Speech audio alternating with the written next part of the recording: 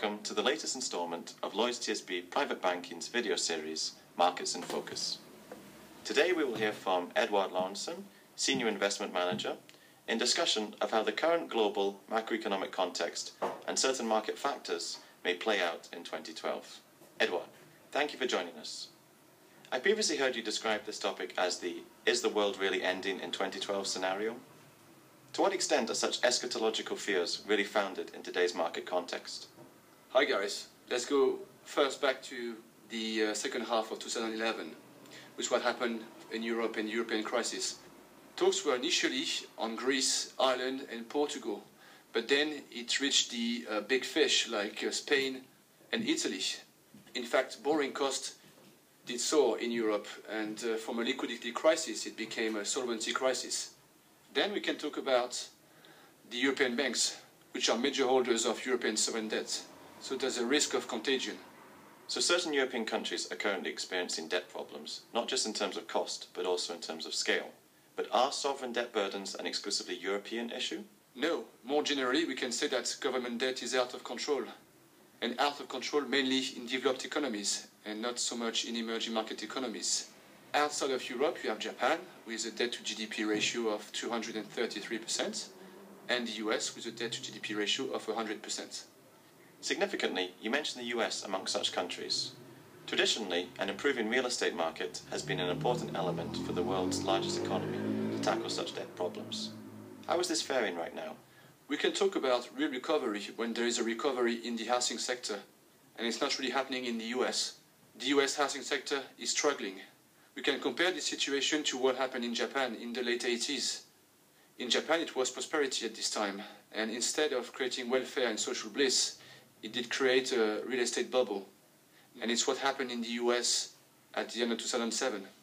Given that, as you've mentioned, we've already observed a similar scenario play out in Japan's recent past, do you feel there are clear signposts for policymakers nowadays to navigate us out of the current situation? Yes, in fact, we can say that we are lucky because Federal Reserve Chairman Ben Bernanke has studied what happened to Japan. And his main target is to avoid a vicious deflationary cycle. So he's going to use the monetary policy as the ultimate tool to fight and help the real estate market. We can expand this analysis to a lot of central banks, because what's happening with the Fed and its quantitative easing is happening with the Bank of England, with the Bank of Japan, and more recently, the European Central Bank used the LTRO program. It's the long-term refinancing operation program, based on a 3-year maturity, so it's postponing the European crisis issue. So Europe has moved towards more accommodative monetary policy to tackle these issues. However, these interventions are artificial in nature and cannot be relied upon to sustain an economy indefinitely. Are there any more self-sustainable fundamentals observable in the global economy today? Yes, if we do a US focus, the US data have been better than expected. First, US GDP growth has been better. 2010 it was 3.1%, 2011 it was 1.6%.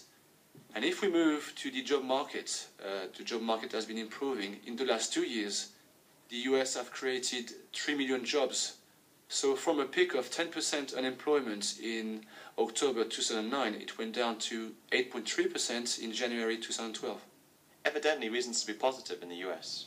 But in the context of a global economy that continues to go through a process of rebalancing, are there signs for optimism elsewhere? Yes, emerging markets. Emerging markets are taking over. Their contribution to world GDP growth was only 10% 10 years ago in 2002. But now it's 50%. And in 2012 it's going to be 55%. So in 2012, 55% of world GDP growth is going to depend on emerging markets. And if we assume that in the remaining 45% in the developed economies, the US is the main contributor, we don't have to worry about world GDP growth.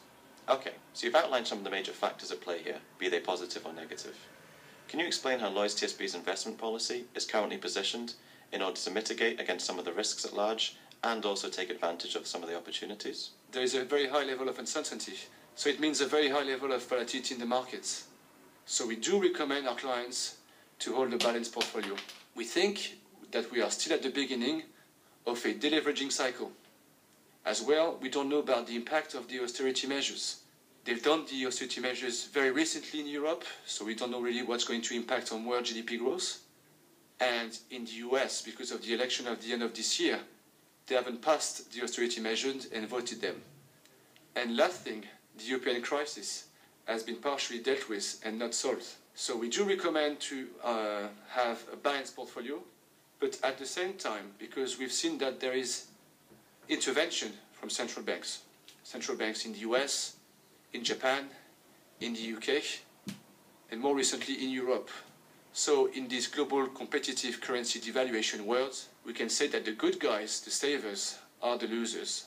So it's very important for our clients to hold this balanced portfolio and with a reasonable share of risky assets. Thank you, Edouard, for your time and advice. Thank you. I wish you all the best for the remainder of 2012. And thank you for taking the time to watch. We hope that you have found it insightful. Should you wish for any further information on this subject, please contact your investment advisor. And we look forward to you joining us again on the next video.